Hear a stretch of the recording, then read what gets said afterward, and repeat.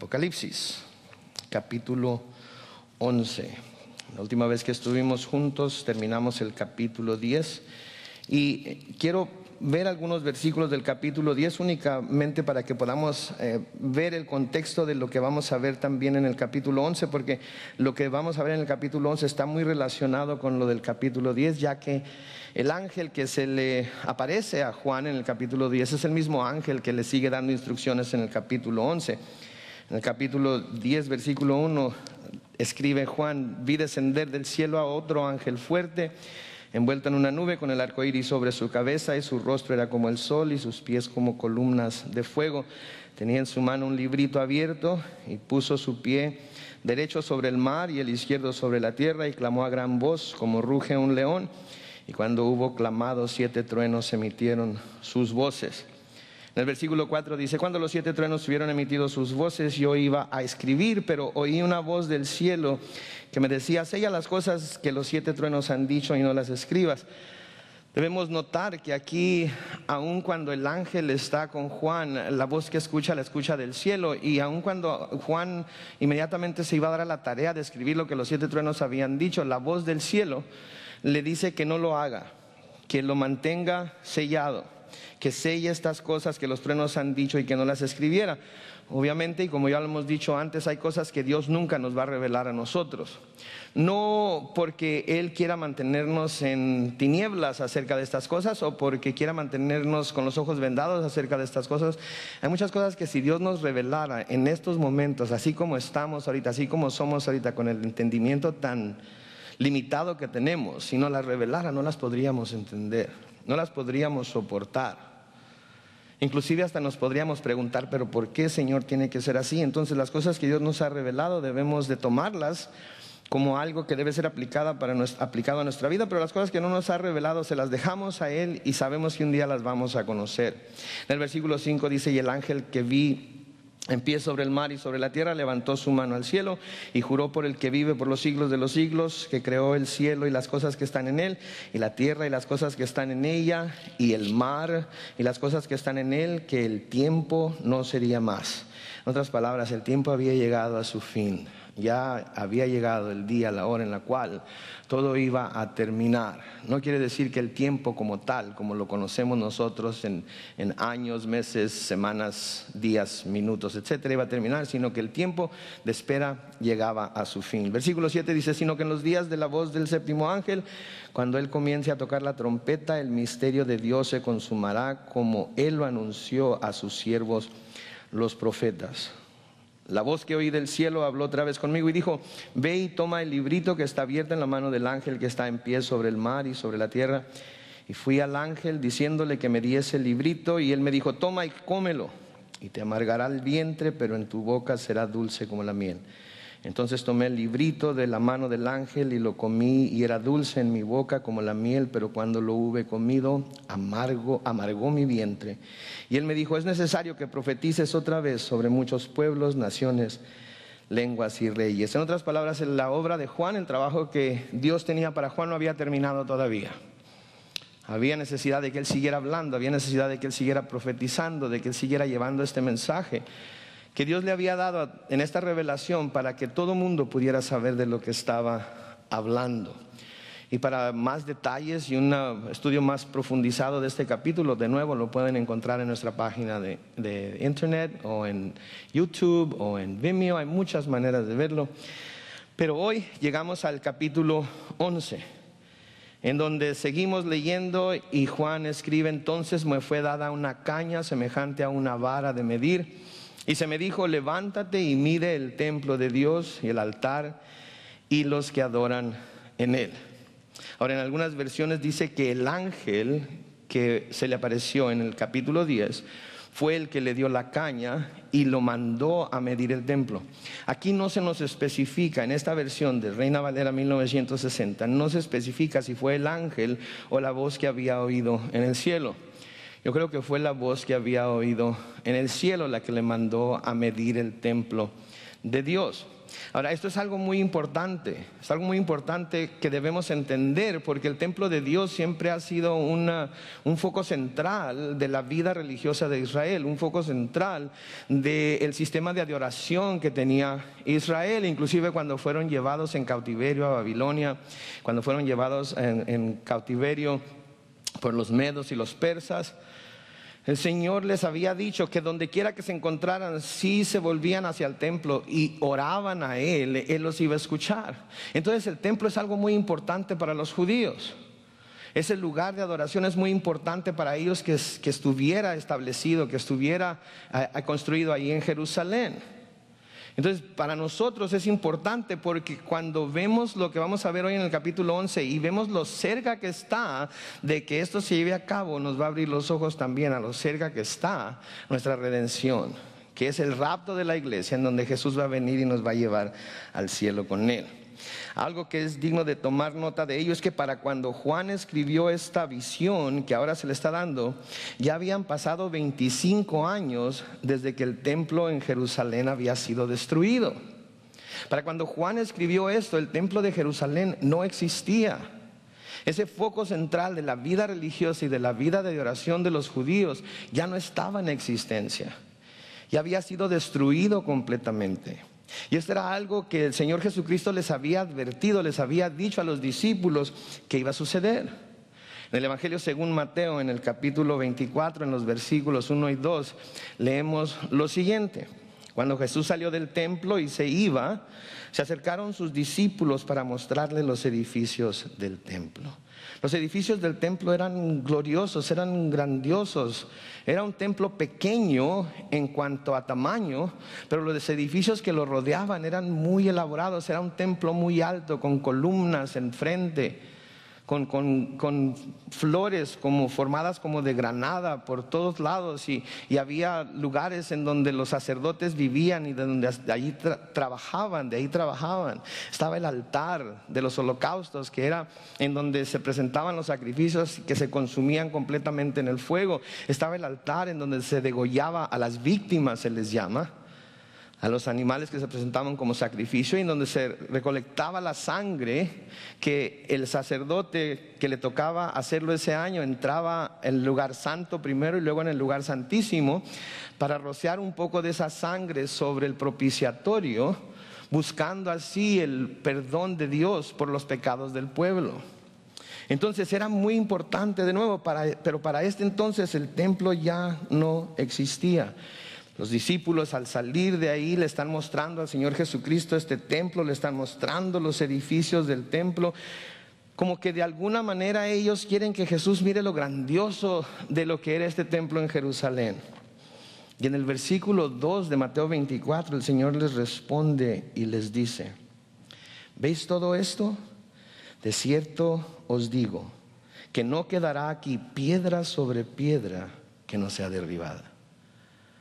Ahí el Señor Jesucristo les estaba dando una profecía, les estaba hablando de algo que iba a suceder en el futuro, les estaba hablando de algo que para ellos era insólito, no podían pensar como judíos que ese momento pudiera llegar.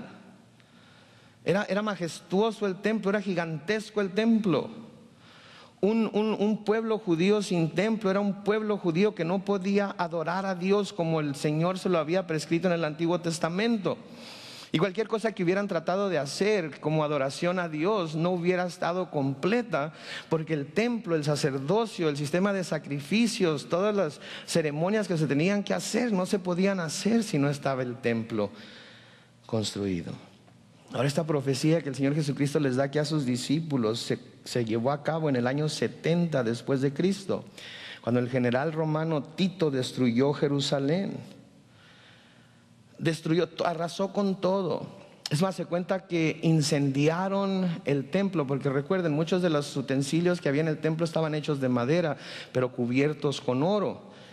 Entonces se cuenta, muchos de los comentaristas y los historiadores cuentan que Tito hizo incendiar el templo, y fue tan caliente el incendio, el fuego, que derritió el oro, y el oro corría por las hendiduras que había entre las piedras en el suelo, y de ahí lo recolectaban los romanos.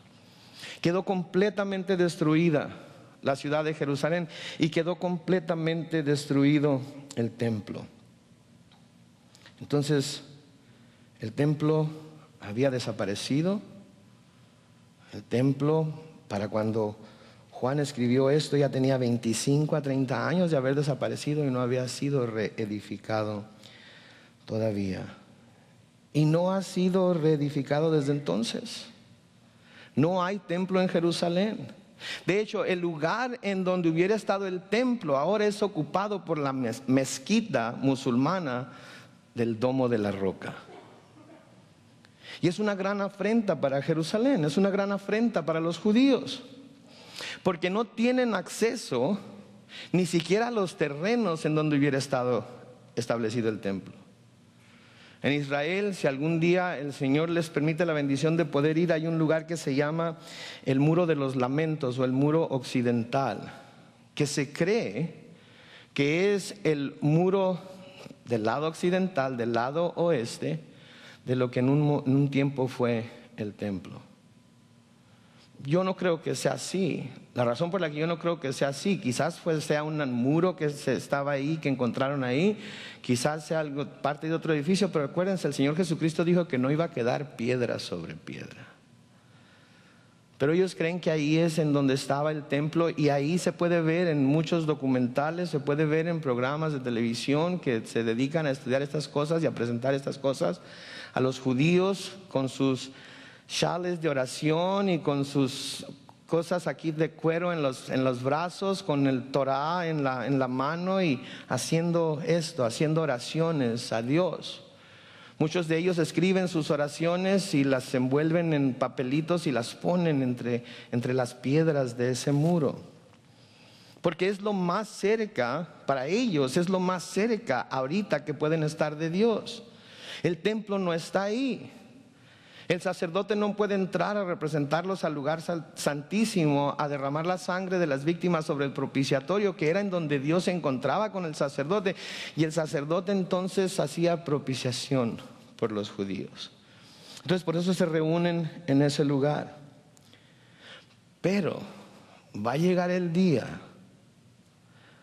una vez que el Señor venga y arrebate a la iglesia, que el anticristo va a hacer un pacto con los judíos y les va de hecho a ayudar a construir el templo de Dios allí en la ciudad de Jerusalén, en donde hoy se encuentra la mezquita del Domo de la Roca. Y muchos creen que el pacto que va a hacer es que va a convencer tanto a judíos como musulmanes de que el área donde estaba el templo es lo suficientemente grande como para que permanezca ahí la mezquita musulmana del Domo de la Roca y el templo hacia el lado norte de donde está la mezquita.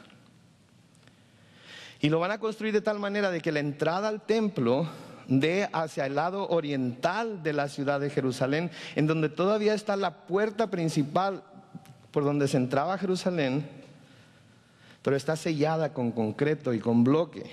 Porque según las Escrituras, cuando el Mesías venga, va a entrar a Jerusalén bajando desde el Monte de los Olivos por el Valle de Cedrón y va a entrar por la puerta oriental. Y los musulmanes han tapado esta puerta con bloque y con concreto para que el Mesías no pueda entrar. Es más, porque el Mesías es el ungido de Dios, no puede estar cerca de los muertos, no puede tocar nada que sea muerte, que esté muerto. Y han puesto un cementerio inmediatamente afuera del muro del lado oriental de Jerusalén para que el Mesías no pueda entrar. Que es una necedad en realidad, porque el Mesías es Dios. Si la profecía de Dios dice que el Mesías va a entrar por la puerta oriental de Jerusalén, ¿por dónde creen que va a entrar el Mesías a Jerusalén? Por esa puerta. Y si la muerte no lo pudo mantener en la tumba, ¿qué les hace pensar que el bloque y el concreto lo va a mantener fuera de su ciudad?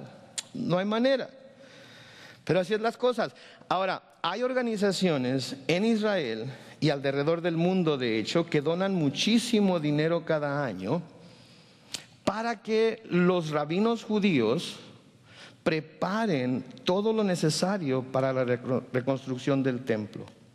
Y no solo esto, sino que están entrenando a gente, están entrenando a jóvenes que se supone que vienen del linaje de la tribu de Leví, para presentar los sacrificios de animales como se hacía en la antigüedad.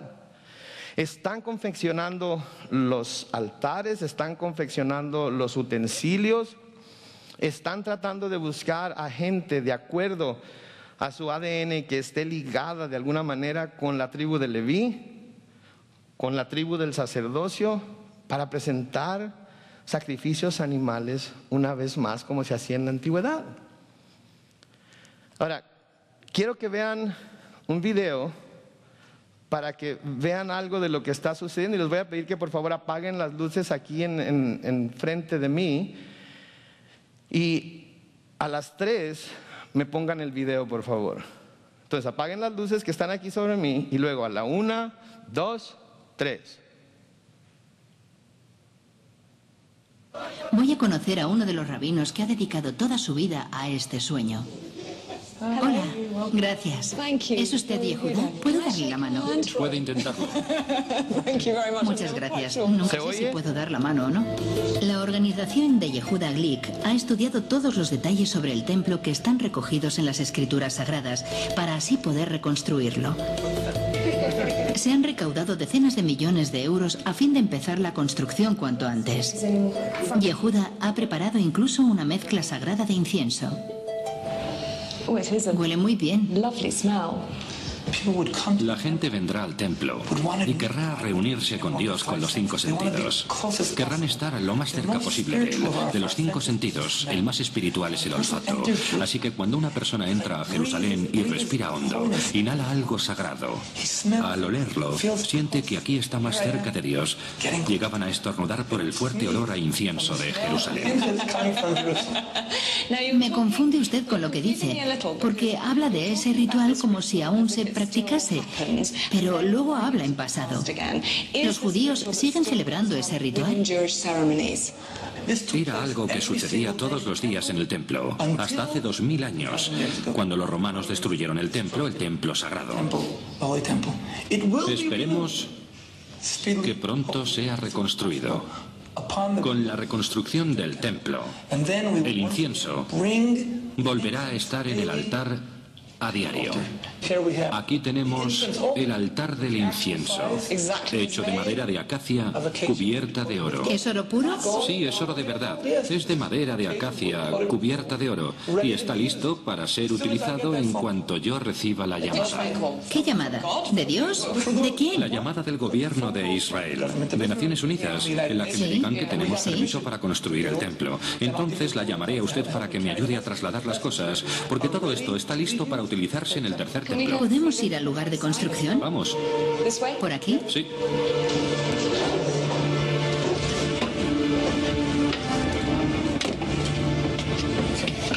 Caramba, llega hasta el cielo. Ahora no estamos al sol, pero se ve la piedra angular sobre la que Dios empezó la creación del mundo.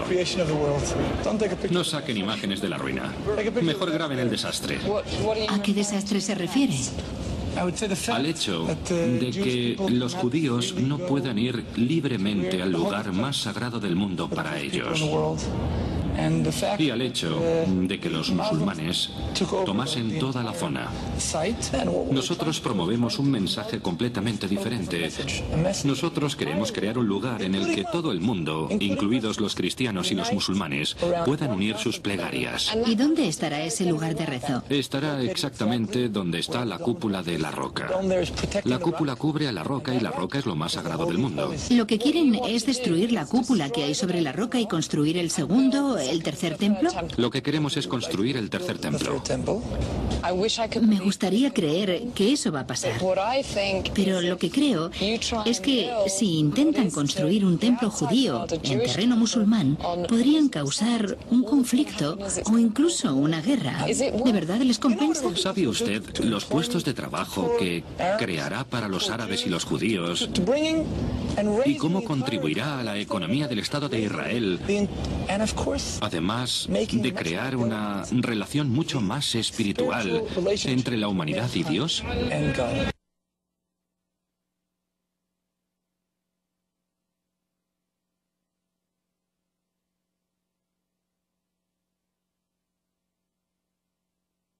Ok, entonces ¿se fijaron lo que dijo el rabino esto? Lo que dijo este rabino, está esperando simplemente las órdenes del gobierno judío para comenzar la construcción del templo. Y le mostró a la periodista esta el altar del incienso tal y como había sido construido de acuerdo a las órdenes de Dios a Moisés, de madera de acacia cubierto de oro. Ya tiene el incienso elaborado. ¿Y cuál es la razón por la que quieren construir el templo? Para que la gente se pueda acercar más a Dios. Ella hizo una observación muy acertada. Si eso es lo que quieren hacer, entonces lo que va a suceder es que va a haber una guerra entre musulmanes y judíos y no se va a construir nada. Ahí es donde entra el anticristo en escena. Y ahí es donde este hombre que tiene la capacidad para convencer gente, que tiene la capacidad para hablar a la gente de tal manera que la gente le cree lo que está haciendo, cree el engaño que está presentando, consigue que los musulmanes y los judíos hagan un pacto y los musulmanes permitan a los judíos construir el templo del lado norte de la mezquita que vimos ahí. Ahora, hay estudiosos de la Biblia, arqueólogos, que han sugerido que el templo de hecho no estaba construido en el lugar preciso en donde está la mezquita, sino unos cuantos metros más hacia el norte, en donde está un domo pequeño que se llama el Domo de los Espíritus, que tiene suficiente área de terreno como para construir el templo ahí. Entonces podemos ver que lo que la palabra de Dios nos está diciendo aquí es algo que se está cumpliendo aún en nuestros mismos días. Esta entrevista se filmó en el año 2011. Ha pasado un año más o menos desde entonces. ¿Qué tanto no habrán hecho ya? ¿Qué tanto no habrán preparado ya? Ahora la pregunta debe hacerse, ¿pero sacrificios de animales, ceremonias antiguas en nuestros tiempos? ¿Qué va a decir la organización PETA? ¿Verdad? ¿Para dónde se van a hacer? ¿Verdad? ¿Qué irán a protestar? Pero ¿saben qué? Noten cómo se vive en muchas partes del Medio Oriente, aún en nuestros días. En medio de tanta modernidad, en medio de tanta tecnología, existen aún sociedades muy primitivas. Cuando a mí me tocó estar en Israel, íbamos en el autobús que nos llevó de Jericó fuimos primero a Jordania, y luego fuimos a Jericó y luego fuimos a Jerusalén. Y se podían ver tribus de beduinos en el desierto con tiendas todavía de campaña, cuidando a las ovejas de cabra, cuidando a los rebaños de cabras y ovejas.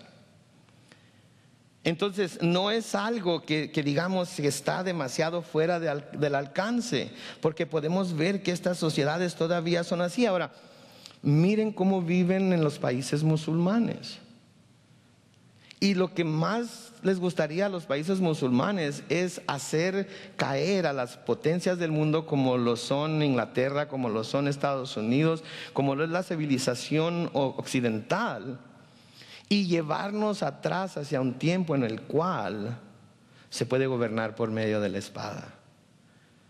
Los vemos cortando cabezas, los vemos tasajeando gente, los vemos atacando a gente de una manera que en realidad no queda con el tiempo en el que estamos viviendo, pero siguen con esas costumbres. Entonces no se nos debe hacer extraño o alguna cosa extraña que esto pudiera pasar. Ahora, este hecho de la reconstrucción del templo es el cumplimiento de la profecía que le fue dada a Daniel por el ángel Gabriel en el libro de Daniel, en el capítulo 9, los versículos 20 al 27. Y no lo vamos a leer ahorita, vamos a ver más de esto cuando lleguemos a hablar más del anticristo. Pero si quiere leerlo en su casa, por favor, tome nota, es Daniel capítulo 9, lea todo el capítulo y cuando lleguemos a esa porción va a poder estar preparado para ello. Noten el versículo 2 de Apocalipsis 11, en donde se le dice a Juan, después de decírsele que mida el templo, Pero el patio que está fuera del templo, déjalo aparte y no lo midas, porque ha sido entregado a los gentiles y ellos hollarán la ciudad santa 42 meses. El patio que quedaría fuera del templo entonces sería precisamente el lugar en donde se encuentra la mezquita. Sería el lugar entonces donde los musulmanes y los que son gentiles y también los gentiles de todo el mundo iban a poder ir y ahí ver el templo de Dios en Jerusalén. Noten que el rabino dijo, imagínense lo que esto significaría para la economía de Israel. Imagínense todos los puestos de trabajo que esto traería tanto para israelitas como para judíos. Entonces hay ese impulso a querer hacer de todas las religiones una sola religión, Dios, un solo Dios para todos, etc. Un ecumenismo tremendo que se está tratando de llevar a cabo para que todo mundo en un momento dado pueda estar ya acondicionado para una religión mundial. Entonces le dice, el patio que está fuera del templo, déjalo aparte y no lo midas, porque ha sido entregado a los gentiles y ellos hollarán o pisarán o pisotearán la ciudad santa 42 meses. Ahora, 42 meses son exactamente 3 años y medio. Cuando estudiemos más acerca del anticristo, vamos a ver que a los 3 años y medio, exactamente, después de haber hecho el pacto con Israel, va él a entrar en el templo que él mismo ayudó a construir y se va a sentar en el trono de Dios y se va a declarar a sí mismo como Dios. Y ahí es donde todo mundo va a tener que postrarse delante de él y de la bestia, y todo aquel que no quiera postrarse delante de él y de la bestia va a morir. Pero eso más adelante. Ahora, yo creo que lo que Dios está diciendo aquí está muy claro. Sí, yo creo que lo que Dios nos está tratando de decir aquí está muy claro. Satanás siempre está tratando de presentar a la humanidad cosas que se parecen a las que Dios hace, pero que si se conoce lo que las Escrituras dicen, podemos ver que son cosas falsas, son sustitutos. Y podemos ver aquí que Dios no va a aceptar sustitutos ideados por el hombre, aun cuando las intenciones sean las mejores intenciones. Digo, este rabino estaba diciendo que al construir el templo, todo el mundo iba a estar más cerca de Dios. Al entrar a Jerusalén iban a poder leer la fragancia del incienso y el olfato es el sentido más espiritual que tiene el hombre y va a poder acercarse más a Dios. Permítame decirle algo, a Satanás no le preocupa tanto la gente religiosa. A Satanás no le preocupa tanto la gente que tiene buenas intenciones como lo tienen los judíos en construir el templo para que todo el mundo se acerque a Dios. A Satanás no le va a importar ayudar a los judíos a levantar este templo para que tengan un lugar en donde adorar a Dios, porque los está engañando. Porque como vamos a ver más adelante en este mismo capítulo, el verdadero templo de Dios está en el cielo, ya no está en la tierra. A Satanás, ¿sabe lo que lo amenaza? ¿Sabe lo que amenaza a su reino? Lo que amenaza el reino de Satanás son aquellos personas que adoran a Dios como lo prescribe la palabra de Dios, que es en espíritu y en verdad. Lo que amenaza a Satanás y lo que amenaza a su reino esas son aquellas personas que sirven a Dios, no porque están tratando de hacer puntos religiosos con Dios como estas personas quieren hacer al construir el templo y volver a establecer los sacrificios y todo lo demás, sino que por amor y agradecimiento por lo que Dios ha hecho por ellos, se entregan sus vidas a su servicio. A Satanás no le preocupa la gente que va a la iglesia para cumplir con su deber religioso. A Satanás le preocupa la gente que va a la iglesia, que va a adorar a Dios, a pesar de lo que está sucediendo en su vida, a pesar de las circunstancias, a pesar de la oposición, a pesar de sus imperfecciones, a pesar de que son débiles. Esa gente que va con un corazón contrito y humillado delante de Dios a adorarle en espíritu y en verdad, esas son las personas que le preocupan a Satanás. Porque esas son personas que no van a ser fácilmente engañadas por él. ¿Sabe que los cristianos a menudo podemos ser distraídos por nuestras actividades religiosas? Y nuestras actividades religiosas nos hacen que nos olvidemos de la verdadera adoración y servicio a Dios. Y empezamos a ir tras cosas que son ilusorias, que no tienen substancia, que no tienen poder. Empezamos a seguir un tipo de piedad de la cual nos hablan las Escrituras, que se reconoce como tal, pero que le está completamente falta de poder. Por eso no podemos vivir una vida santa, por eso no podemos vivir una vida apartada, por eso no podemos vivir una vida dedicada a Dios.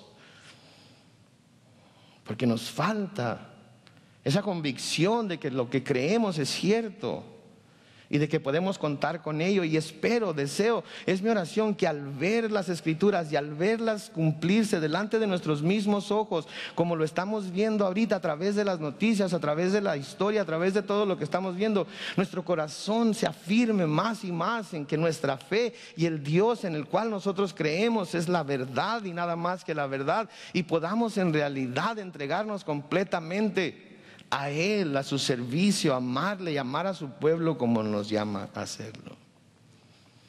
A veces el cristiano cree que está haciendo la voluntad de Dios porque viene a la iglesia, o porque lee la Biblia, o porque da sus diezmos, o porque da su ofrenda. ¿Sabe que todas esas cosas son muy importantes? No quiero que vaya a pensar que las estoy haciendo menos, pero más importante que todo ello es la entrega total a Dios, es la completa obediencia a Dios. Me recuerda al profeta Jonás, que Dios lo envió a que predicara a Nínive, que les dijera que iban a ser destruidos. Y todos conocemos la historia. En lugar de ir a Nínive, se agarró en sentido contrario y se fue a otro lugar. Y Dios preparó al gran pez que se lo tragó para que lo llevara al lugar al que Dios lo había enviado al principio. Cuando estaba en el vientre del gran pez, Jonás dijo estas palabras en Jonás capítulo 2, en el versículo 8. Dijo: los que siguen vanidades ilusorias, su misericordia abandonan. Los que siguen vanidades ilusorias, su misericordia abandonan.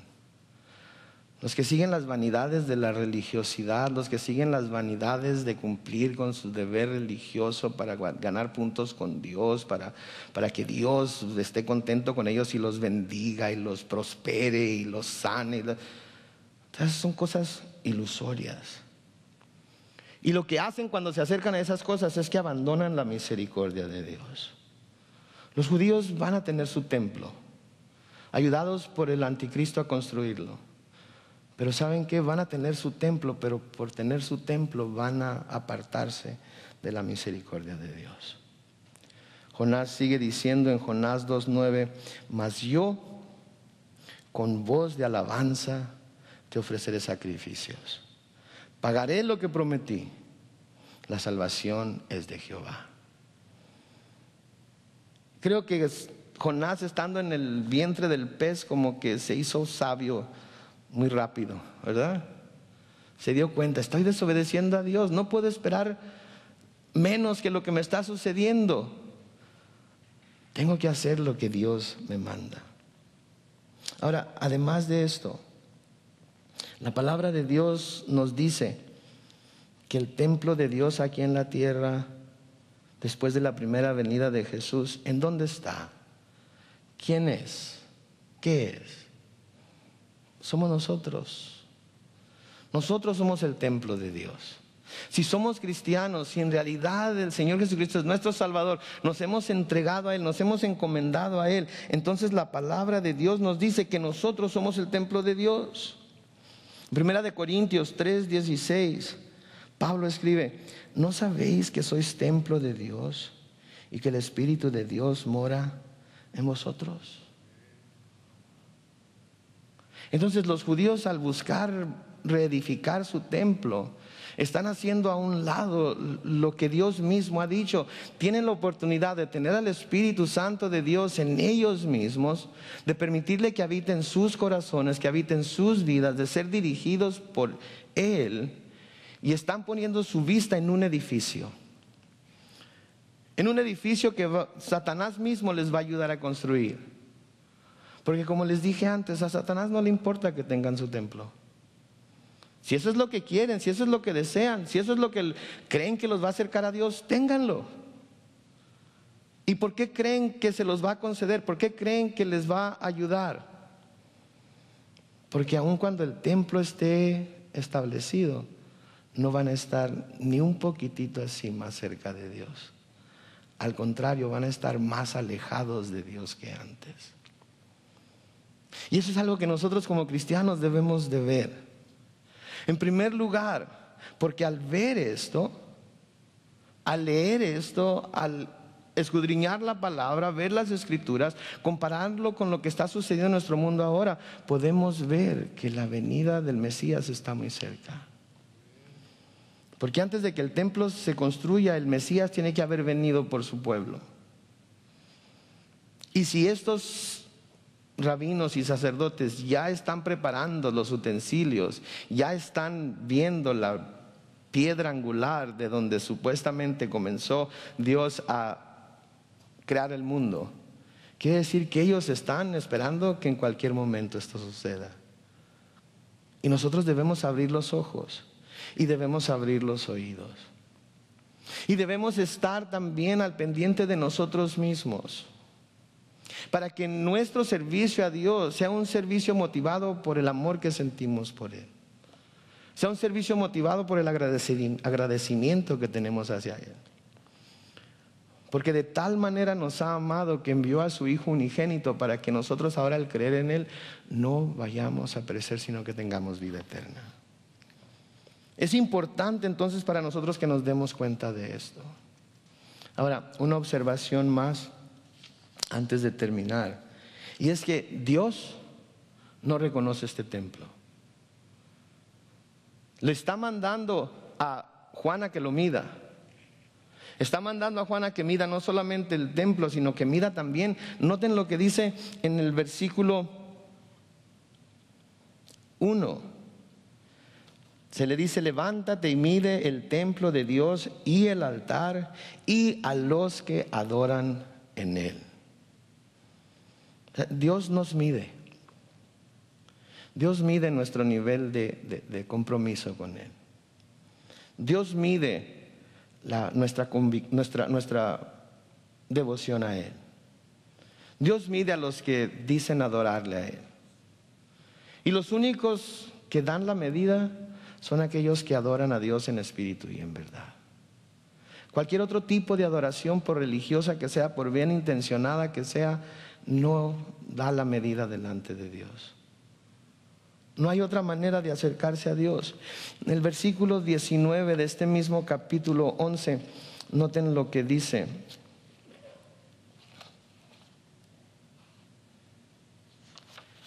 Y el templo de Dios fue abierto en el cielo, y el arca de su pacto se veía en el templo. Y hubo relámpagos, voces, truenos, un terremoto y grande granizo. ¿Qué nos está diciendo aquí? Miren, no crean lo que Satanás está diciendo. No crean lo que van a decir acerca de que el templo, y ese va a ser el sitio de adoración, y ahí es donde se van a poder acercar a Dios.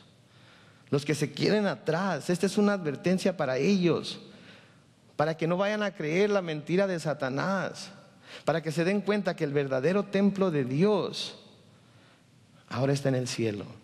Un día va a descender, un día va a ser su morada Dios con nosotros, su tabernáculo estará entre los hombres. Pero por ahorita y hasta que eso suceda, ningún edificio, ningún templo, ni nada de eso va a poder acercar más a Dios al hombre que Jesucristo. Y eso es lo que debemos entender nosotros aquí esta noche. Eso es lo que el Señor nos está llamando a hacer esta noche. A que no nos convirtamos en gente que religiosamente sirve y sigue a Dios, sino que seamos personas que adoramos a Dios en espíritu y en verdad, que le entregamos nuestra devoción por amor a Él. ¿Se acuerdan lo que les dijo en su mensaje a la iglesia de Éfeso, el Señor Jesucristo? Has dejado tu primer amor. Vuelve a hacer las obras que hacías al principio. Te has olvidado de la razón por la que hacías lo que hacías. Quizás a algunos de nosotros nos haya sucedido lo mismo. Quizás algunos de nosotros por algún tiempo no hemos estado adorando a Dios en espíritu y verdad. Es simplemente un acto religioso que hacemos para ganarnos su favor, porque creemos que de esa manera, de alguna manera le vamos a, como decimos en México, le vamos a tapar el ojo al macho, ¿verdad? Aquí estoy, Señor, religiosamente, cada domingo. Aquí está mi sobre, religiosamente, con mis diezmos. Aquí está mi adoración, religiosamente, como tú lo mandas. Eso no es lo que Dios manda. No nos manda a servirle religiosamente. Nos manda a servirle convencidos de que Él es nuestro Dios y nosotros somos su pueblo, somos ovejas de su prado, y que Él nos ama y que desea tener comunión con nosotros, no porque lo que le podamos dar, sino porque su Hijo abrió la puerta para que lo podamos hacer. Ese es el mensaje de esta noche. No hay nada que nos pueda acercar más a Dios que su Hijo Jesús. Y el templo de Dios no es el que es construido por las manos de hombres. El templo de Dios somos usted y yo, si Cristo es nuestro Salvador. Y el Espíritu de Dios mora en nosotros. Y Él nos dirige, y Él nos guía, y Él nos ayuda. Amén. Oremos. Padre Celestial, te damos gracias en esta tarde, en esta noche, Señor, por este pasaje que acabamos de estudiar. Te damos gracias, Señor, que en tan pocos versículos nos declaras tan grandes verdades. Te damos gracias, Señor, que podemos ver, no solamente por lo que la Biblia nos está diciendo aquí, sino por los acontecimientos que se están llevando a cabo en el mundo. Que la venida de tu Hijo Jesús por su iglesia está más cerca de lo que pensamos. Y te damos gracias, Señor, que tú nos haces ver estas cosas para que nosotros podamos estar seguros de que estamos listos para recibirle. Yo te pido, Señor, aquí esta noche, que cada una de las personas que están aquí hoy, al ver, Señor, lo cerca que la venida de Jesús está, puedan ver en lo más profundo de su corazón y puedan ser honestos consigo mismos y honestos contigo. Y si hubiera necesidad, oh Dios, de confesar que han caído en una rutina religiosa en su servicio a ti, que cambie de aquí para adelante, que sea una adoración como la que tu palabra nos dice que debemos presentarte, una adoración en espíritu y en verdad, una adoración que salga de lo más profundo de nuestro corazón para demostrarte nuestro amor y devoción a ti, por el amor que tú nos has mostrado a nosotros, como agradecimiento, oh Dios, por lo que tu Hijo hizo por nosotros en la cruz. Te pedimos, Dios, que nunca vayamos a creer que hay algo o alguien que nos pudiera acercar más a ti de lo que tu Hijo Jesús nos ha podido acercar. Porque por su gracia y por su amor tenemos abiertas las puertas del cielo para acercarnos a tu trono de gracia cuantas veces lo necesitemos, para recibir tu socorro, tu ayuda, tu consuelo, tu aliento, para recibir el poder de tu Espíritu Santo que mora en nosotros, para poder vivir por ti, para ti. Señor, una vez más nos encomendamos a ti en esta noche. Te pedimos que nos guíes, te pedimos que nos sigas instruyendo y te pedimos que abras nuestros ojos y nuestro entendimiento, Señor, para que cada día, al ver las cosas que suceden a nuestro alrededor, nos demos cuenta que estamos un día más cerca de ser arrebatados y llevados al cielo para toda la eternidad. Cada uno de los que estamos aquí presentes estemos preparados para recibir ese día. Si no fuera así, Señor, tú atrae a cada uno de las personas que no están preparadas. Tú atráelos por el poder de tu Espíritu. Atráelos, Señor, a los pies de tu Hijo y que puedan prepararse así, para que ese día no los tome por sorpresa, para que ese día estén confiados de que van a estar contigo por toda la eternidad. Nos encomendamos a tu mano de gracia y te damos gracias una vez más. En el nombre de Cristo Jesús. Y todos los hijos de Dios dijeron: amén y amén. Dios les bendiga. La semana entrante seguimos con este estudio del capítulo 11 del Apocalipsis. Adiós.